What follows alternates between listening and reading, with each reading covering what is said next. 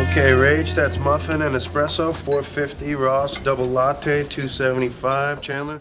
Picture this. 6 people sitting on a couch in Central Perk, coffee cups in hand, making us laugh until our sides hurt.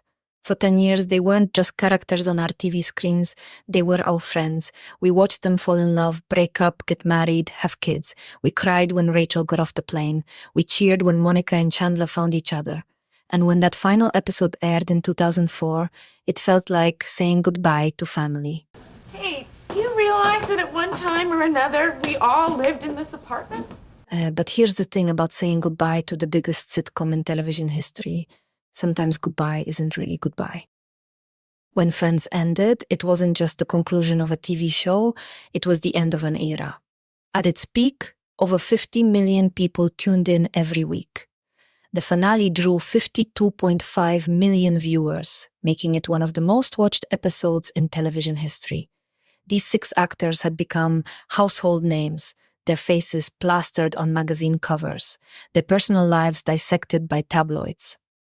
Jennifer Aniston, Courteney Cox, Lisa Kudrow, Matt LeBlanc, Matthew Perry, and David Schwimmer walked away from the show that made them millionaires and global superstars.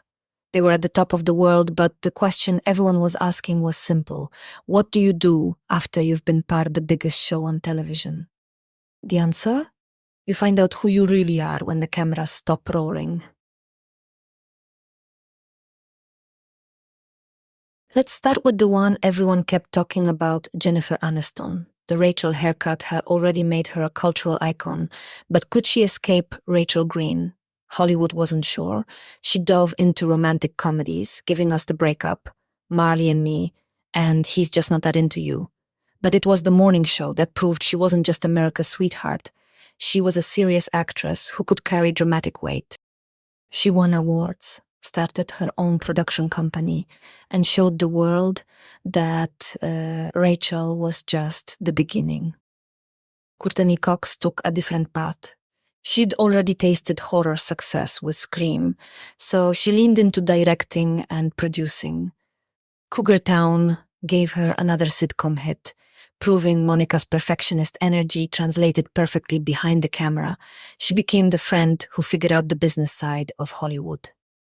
But then there's Matthew Perry, and this is where the story gets complicated.